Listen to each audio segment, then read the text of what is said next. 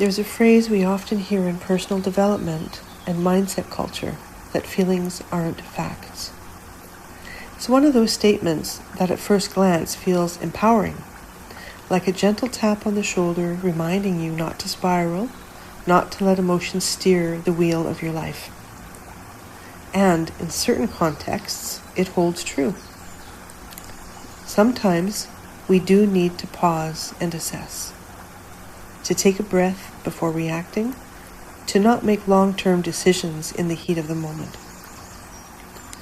There is real value in knowing that not every emotion reflects objective reality. Sometimes fear whispers things that aren't true. Sometimes anxiety paints worst-case scenarios that never come to be. Sometimes anger makes everything feel like an attack when really it's a cry for help. Yes, emotions can distort perception. Yes, they can pull us into survival-based patterns that don't serve our current life. But here's what's equally true. Feelings are never fiction. They are feedback. They are messengers, sacred internal signals. They are your body's way of saying, something matters here. There's something more going on. And when we reduce emotions to not facts, we risk bypassing the very wisdom they carry. Emotions are a sacred language, a conversation between your inner world and the world around you, between memory and moment, between soul and survival. They don't arrive randomly. They are shaped by your history, by what your body has lived through, what your nervous system has learned, and what your soul is trying to integrate. So when a feeling floods your system and seems too big for the situation, I invite you to pause, take a deep breath. Because it might not be about the situation at all.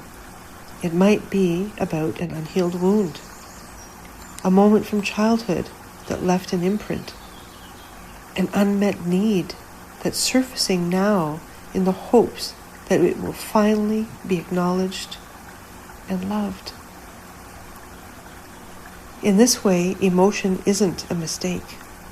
It's a mirror. It reveals the inner terrain of your being, the places still asking for presence. Your brain is a prediction machine. Did you know that? Here's where neuroscience and soul wisdom meet. Your brain doesn't leap into the future blindly. It builds tomorrow using pieces of yesterday. It predicts what comes next based on what you've already experienced. This is known as experience-dependent plasticity. Your nervous system literally wires itself through repetition, emotion, and exposure, which means your body doesn't just react to what's happening, it reacts to what it expects to happen. If you were abandoned, loved ones may now trigger fear in you. If you were mocked, being seen may now feel unsafe. If you were ignored, even silence can feel like rejection. These feelings might not match the facts of the present moment, but they reflect an inner truth. A part of you still believes it's not safe to be who you are. This isn't irrational, it's biology, it's survival, and it deserves to be met with compassion, not correction. Here's the shadow side of the feelings aren't facts mantra. If it becomes a reflexive dismissal, something we say to shut down our pain, suppress our inner world, or ignore the cries of our nervous system, it becomes another form of self-abandonment. A new mask worn in the name of personal growth. We start telling ourselves, I shouldn't feel this way. This isn't a big deal. I'm overreacting. I just need to be positive. And in doing so, we sever the thread between body, mind, and soul. We ignore the real-time guidance rising from within. We begin mistrusting our own internal compass. We shame the parts of us that are simply trying to speak. When we do this long enough, we lose access to our truth. We become cut off from instinct, from integrity, from self-honoring. We may be managing emotion, but we're not listening. And without listening, there can be no healing. Let's bring in some nuance. No, your feeling may not be the whole truth, but yes, it is revealing a truth. Feeling unwanted may not mean no one loves you, but it may point to a tender place in you that has felt neglected before. Feeling unsafe may not mean there is a current danger, but it may highlight that your body still holds memories of a threat.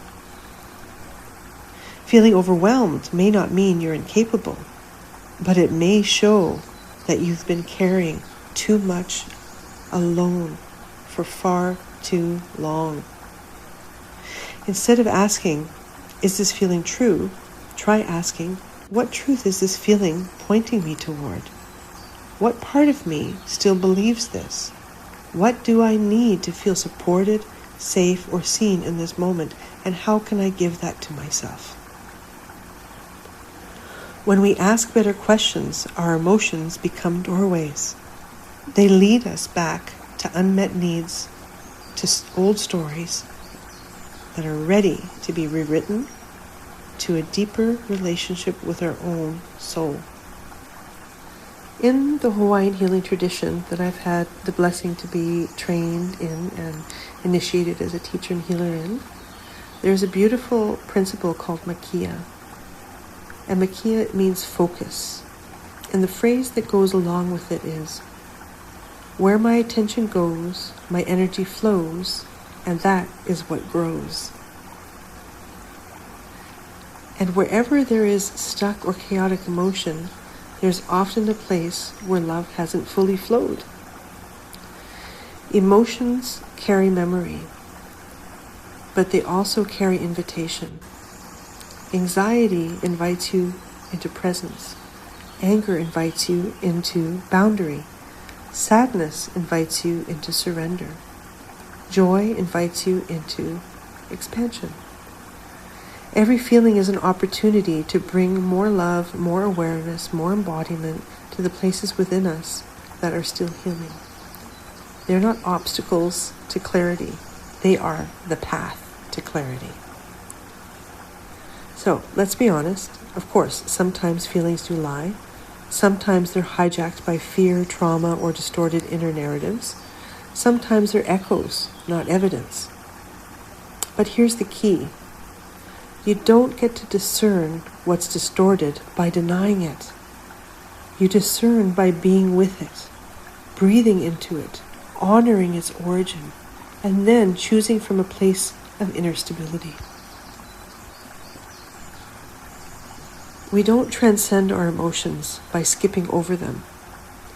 We become sovereign by learning how to sit with them without collapsing into them. This is emotional mastery. Not perfection, not control, but presence. So no, feelings aren't always facts, but they are also never fiction. They are messengers from your body, echoes from your past, and whispers from your soul, calling for your attention. When we learn to listen to them, not obey or override them, but listen to them, we gain access to an inner compass far more intelligent than logic alone. We reconnect to the sacred conversation happening within us, and we remember. Your emotions aren't here to destroy you. They're here to restore you, to restore connection, to restore clarity, to restore the full truth of who you are. Let us honor them Let us learn their language. Let us walk ourselves home with love, with kindness, with consideration to our own feelings and emotions. Because until we consider that within ourselves, we also won't be able to consider that in others. And if we're wanting healthy relationships, then it requires consideration.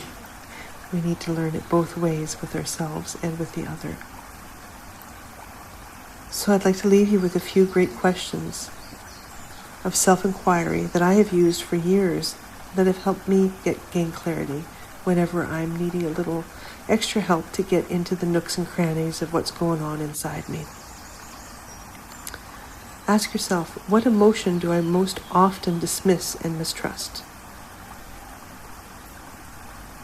What might that emotion be trying to reveal or protect?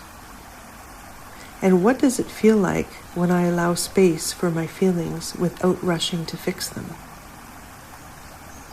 And how can I love myself right now? How can I be kind with myself right now so that whatever vulnerability or pain is surfacing can feel safe enough to be held, witnessed, supported, released, and healed in love? Love yourself enough to create and hold space to listen to the hidden messages behind your emotions, and even the emotions of your beloveds, so you can heal and come home to your true essential self, which is love.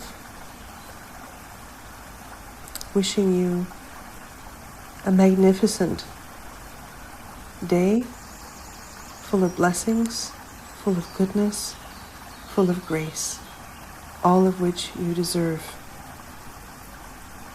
in great abundance.